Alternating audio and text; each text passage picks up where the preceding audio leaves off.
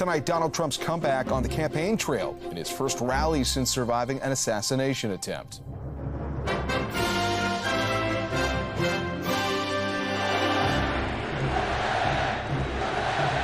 Republicans coalesce in Michigan as new running mates take the stage for the first time together. I want to thank you, J.D., for the introduction. You're going to be a fantastic vice president. A growing chorus of Democrats calling for Joe Biden to step aside. Many are wondering when or if he's going to exit this race. Plus, the world recovering from a massive computer crash. We had to wait here all the night. So I have bought the ticket now, but it was really tough. Hospitals, airlines, and banks struggling to get back online. We've had large-scale digital disruptions before. This may be one of the biggest. And waning wildfires in Labrador allow uprooted residents to return home. We're doing well here, but there's no place like home.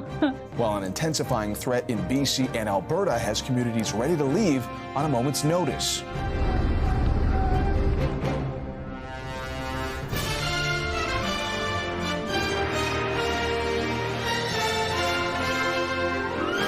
CTV National News with Heather Butts. Reporting tonight, John Ehrlichman. Good evening. 1 week after Donald Trump's near-death experience at a rally in Pennsylvania, he was back on the campaign trail today.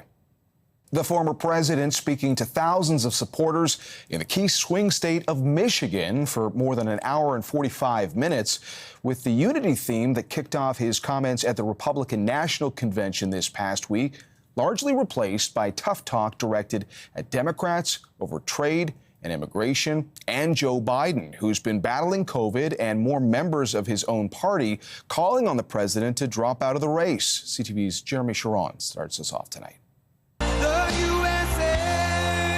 Rallying support in Michigan. We're going to win Michigan. We are going to take back the White House in a monumental landslide. In his first campaign stop since an attempted assassination last weekend. I shouldn't be here. I shouldn't be here. Last week, I took a bullet for democracy. Donald Trump was introduced by his new running mate, J.D. Vance, the pair's first campaign appearance together. We want an America that works for Americans, and the only way to do it is to re-elect Donald J. Trump, President of the United States. The indoor event saw heightened security after last week's outdoor rally in Pennsylvania. Based on what happened last Saturday, you're probably going to be looking at more indoor venues, at least for the next couple weeks until kind of things are calmed down a little bit. Fight, fight, fight, right? In his speech today, Trump did direct his focus back to the race for the White House and was back to criticizing his opponents. So who would you like to most run against if you're us, if we want to win? Ready? Kamala Harris. Crooked Joe Biden. But President Joe Biden has promised to get back on the campaign trail next week after isolating with COVID, and is pushing to stay in the race despite growing pressure to drop out. It's a matter not of if, but when. There are new congressional members every day who are coming out and calling for him to pass the torch. Thank you. More than 30 congressional Democrats are now publicly calling for Biden to step down. The more aggressive campaign to try to push Biden out is only growing, and of course that's causing more divide within the Democratic Party. The president is said to be angry that top Democrats are turning against him, while his doctor said today his COVID symptoms are improving steadily. John? Okay, thanks, Jeremy. Prime Minister Justin Trudeau and his family are taking a summer vacation. Trudeau heads to British Columbia on Sunday and will stay at an unnamed location until August 1st. Trudeau's trips have faced scrutiny over the years. His office says he'll pay for this family trip himself. Businesses are trying to get back on track after a computer crash that sparked chaos around the world. Many travelers are still searching for a way home. CTV's Kamal Karamali has more. long lineups greeting airline passengers in London. The fallout of a worldwide technological outage spilling into a second day today, with flight cancellations and delays trying to book the next available flight out or left looking for a hotel. Phone to 20, 30 hotels and no, we are booked. Sorry, we are booked. It was organized chaos at the New Delhi airport in India. There is a lots of long queue here. Although flights are back on schedule here, it was a battle for boarding passes. So we had to wait here all the night. So I have got the ticket now, but it was really tough. Roughly 5,000 flights canceled across the U.S. since Friday, thousands more around the world.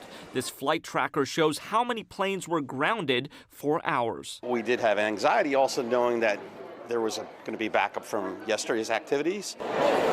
Back at home, a bit of calm in Toronto as Porter Airlines, which canceled flights late Friday, was back up and running, working to clear the logjam from the day before. Now we got to ask the airlines, are we relying too much on a single vendor or whatever? What are the backups in place? The global tech outage Friday related to a software update by cybersecurity firm CrowdStrike affected airports and hospitals around the world. We've not been able to access patient clinical information, so for their medical history. Banks and broadcasters also impacted. The company estimated more than 8 million Microsoft devices were hit by the faulty software. We've had large-scale digital disruptions before. This may be one of the biggest, probably the biggest. CrowdStrike says it's deployed a fix to the software issue and is now working with companies to update their systems, which could take until late next week until things are back to normal. John. All right, thanks, Kamal. There have been more wildfire evacuations in Alberta and BC. In Atlantic Canada, though, some displaced residents getting word today they can make their way back home. CTV's Christina Tenalia has more in this report. Hello. For more than a week, Hazel Flores Gasita and her family of 5 have documented their stay in Churchill Falls, Labrador, a cabin 250 kilometers away from their home in Labrador City. It's our 4th day now on the cabin, so waiting for good news. And today, on day 9, that news came. We're in the good position today to be able to partially lift the evacuation order. Premier Fury telling more than 9,000 evacuees that, as of Monday at noon local time, they can head home. We're so happy. It's a gradual return. We had the largest evacuation in the province in Labrador City. We're going to be the first to bring back the largest population. Which is why the priority is for essential workers and their families to return first. Healthcare workers, goods and services, and then everybody. The Premier advises the fire still requires suppression activity to ensure it is fully out. But the probability of risk to the 2 nearby towns is low, saying the work from teams on the ground and in the sky made today's announcement possible. A big sigh of relief as the fire situation has come under control. We're doing well here, but there's no place like home. So we cannot wait to go back home and our lovely town. There are 9 active wildfires in Newfoundland and Labrador. On the west coast, the situation is much worse. Right now we have 322 active wildfires. In BC, thunderstorms and a heat wave creating dry conditions. 88% of our current fires currently burning are lightning caused. The Shetland Creek wildfire is forcing residents to flee. Further east, another 2 fires have prompted evacuation orders for properties south of Silverton. In Alberta, residents of 3 northern communities have evacuated too. There are about 160 wildfires in that province, with more than 50 considered out of control. While residents evacuate on the west coast, back in Newfoundland and Labrador, the Premier reminds residents that financial aid is available to help offset the cost of them having to flee home. The deadline to apply is the end of the month. John. Okay, thanks, Christina. Israel's army struck several Houthi targets in western Yemen today. The airstrike was retaliation after yesterday's fatal drone attack by a rebel group in Tel Aviv. Today, Israeli fighter jets struck several military targets in the Hodeidah port area. Yemen's Houthis have vowed an effective response. This is the latest escalation after hundreds of attacks against Israel in recent months. The Israeli strikes appear to be the first on Yemeni soil since the Israel-Hamas war started in October. At least 12 people are dead and 31 more missing after a bridge collapsed today in northeastern China. Recent rains and a flash flood washed away a section of the highway bridge. Around 900 rescue workers are continuing to look for people. 17 cars and 8 trucks fell into the river. Parts of China have been grappling with devastating floods. Recently, China's president saying it's a critical period for flood control. Ontario's liquor store strike is over after 2 tense weeks. Union reps were worried about jobs with the province expanding booze sales beyond the LCBO. CTV's Janice Golding has more on the end of Dry July. There may be a tentative deal in place, but there were still pickets outside some of the province's LCBO stores today. 2 weeks of workers walking the line. We're all striking for the same reasons: better wages and more full-time permanent positions. Yesterday, the LCBO and the union representing the workers announced they'd reached a possible deal. But within hours, both sides were accusing one another of bad faith bargaining. We thought we were all excited yesterday, and then it fell through. Today, however, the LCBO issued a statement saying both sides had signed a deal. We look forward to welcoming our 10,000 unionized employees back to work on Monday and opening our stores to shoppers on Tuesday. OPSU, meanwhile, responded by saying the tentative agreement was a win for workers and Ontarians. The deal will include an 8% wage hike over 3 years and guarantees no store closures will take place during the term of the agreement. We've also added 1,000 permanent part-time jobs. So we were able to convert a portion of our casual labor, which had been 70% of the workforce, into permanent jobs. The news very welcome to striking staff at the LCBO's 680 outlets. We're excited about it. Hope everything gets settled. We are very grateful and we're happy to get back and serve the public. And we want to thank our team. OPSU did an amazing job.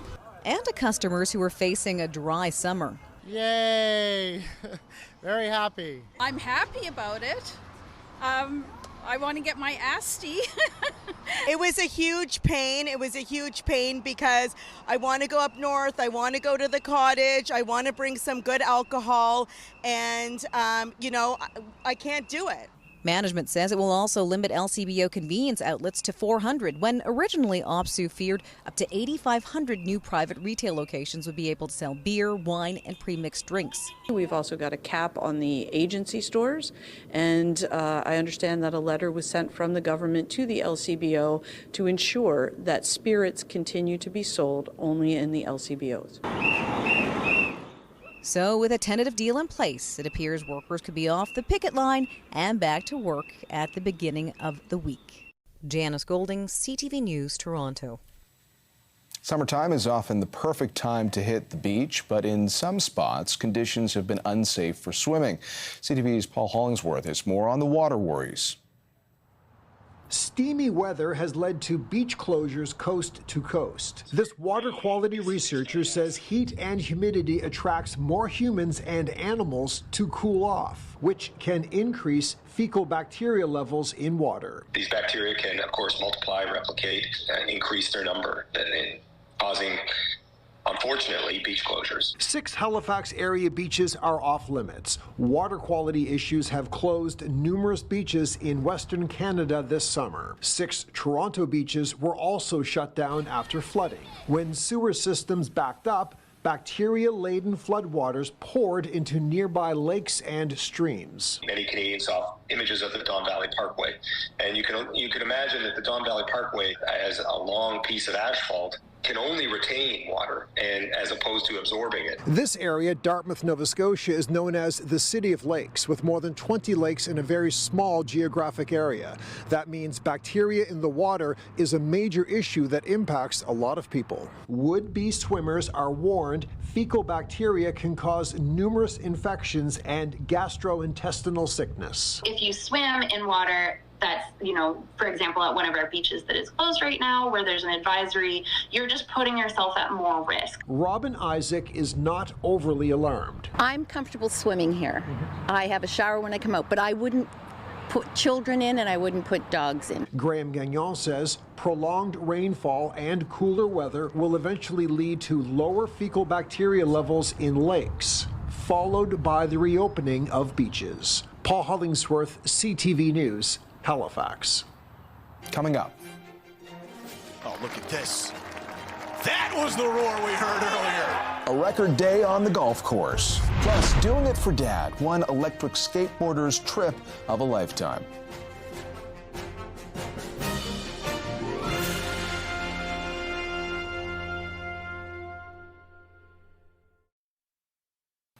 A new healthcare facility has opened its doors to Ontario's Indigenous communities, and as CTV's Donna Sound reports in tonight's Indigenous Circle, it addresses a long-standing gap in their medical needs. This is a new health center in Toronto. It has taken over 20 years to get here, and a labor of love for Executive Director Joe Hester. Well, I wondered at times whether I'd still be around to see it finish. Since the 80s, Anishinaabe Health has been caring for Indigenous people at different locations across the city. Now this facility in Toronto's East End will put it all together in one building, including new services like a child assessment facility and Indigenous palliative care. It just made me proud as an Indigenous person that we can do it. The care is all culturally based, with support groups and sharing circles coupled with Western medicine. The organization has become so popular among First Nations communities in Ontario, people travel to come here, like Loretta Panguish, who lives about 6 hours away in Wigwamacong on Manitoulin Island. I'm glad that I have Anishinaabe Health here because they care. Panguish has been an Anishinaabe Health patient for 24 years. I was alone. I felt alone until I reached out to, Anishinaabe Health. The art and layout are also part of the experience. This painting shows the shaman, the healer in First Nations communities. And circles take the place of corners in its unique design. We can reflect our culture even in an architectural way that can enhance that aspect of the city. This is where a sweat lodge will be built as part of traditional healing care. The groundbreaking here happened 2 years ago, bringing what was once a dream to life that will leave behind a healthcare legacy for generations to come. Donna Sound, CTV News, Toronto. Still ahead.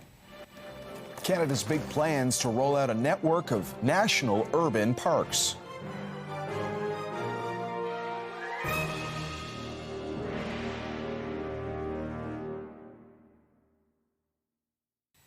A plan is underway to unveil more national parks near big cities. A half dozen are expected by next year.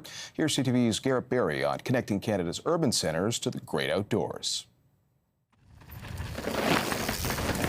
Where downhill adrenaline and whale watching mix. Welcome to White Hills in St. John's, home to a network of volunteer-made bike trails and maybe part of Canada's next national park. Come down, and if you're time it right, there's icebergs off in the distance, there's a whale breaching or spray, you've got a cruise ship coming in. It is absolutely stunning. The federal environment minister was in town this week to sign a so-called statement of collaboration, working with the city towards the creation of a national urban park. These urban park sanctuaries provide critical habitat for wildlife. It's a relatively new type of designation. The first, the Rouge National Urban Park in Ontario, was a series of municipal, then provincial protected areas, eventually amalgamated under Parks Canada in 2015. And it has everything you might expect from a national park: hiking and walking trails, guided tours, a beach, and the only campsite within the boundaries of the city of Toronto. The allure, of course, it's so close to the city, you can get there in less than an hour from Toronto's Union Station. There's proposals in Victoria, Edmonton, Windsor, and Halifax. It's become clear that each of them will offer something a bit different. But the key, they'll be close to bigger cities where many people live. Government says that will help people see themselves as part of nature, not separate from it.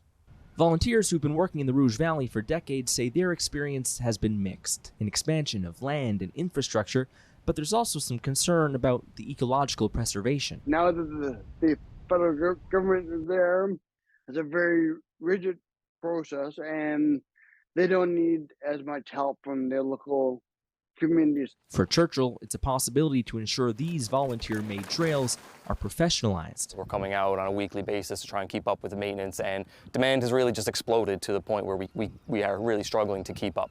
So, keep getting the trails back to that standard. And protected, under the guarantee that a national park might offer. Garrett Berry, CTV News, St. John's.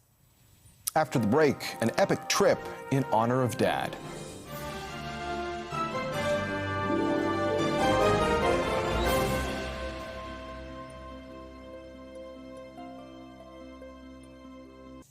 There was a record hole-in-one at golf's Open Championship today. The tougher holes on the entire golf course yesterday to find the green in regulation, trying to hit it through that narrow alleyway there between the two bunkers. Oh, look at this. That was the roar we heard earlier. A hole-in-one. A great shot, and at 238 yards, the longest since they started keeping records in 1981. And an electric skateboarder went for the record books, traveling across 3 provinces in a trip dedicated to his dad. CTV's Adam Sawatsky has more on the skate of a lifetime. When Bradley Smith began this journey, he was filled with fear. Huge bout of nervousness. Sure, he'd gone backcountry snowboarding with his friends, even tried electric skateboarding with his cat.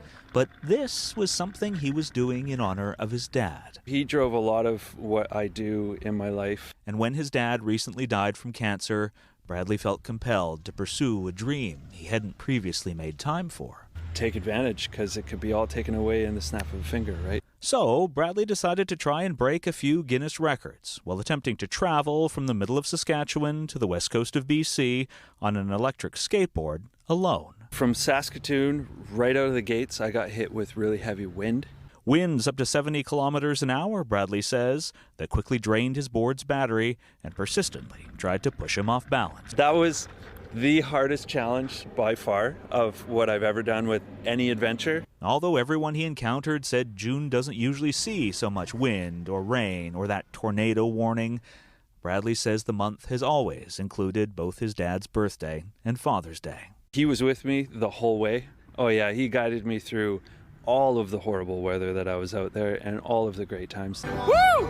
But the greatest times, it turns out, were not the moments he unofficially beat 2 world records, including longest journey on an electric skateboard after traveling more than 1,500 kilometers. The best moments were meeting so many strangers turned friends along the way. It was great. I loved it. Loved every second of it. Which is why, despite cutting his journey a bit short because the weather slowed him down too much, Bradley is undeterred. If you at least try, you've succeeded. And because of that, he knows his dad couldn't have been more proud. He would have been over the moon. Next month, Bradley will challenge a 3rd record by boarding for 24 hours straight. And then, next fall, he's boarding from BC to Mexico to try and break a few more. Gonna live every drop of this life as best I can. Because if you don't want to spend time with your regrets, Bradley's learned, you have to make time for your dreams. Adam Sawatsky, CTV News, North Saanich. That's it for us tonight. I'm John Orlickman. Raul Fernandez is here tomorrow. For Heather and all of us at CTV National News, thanks for watching. Good night.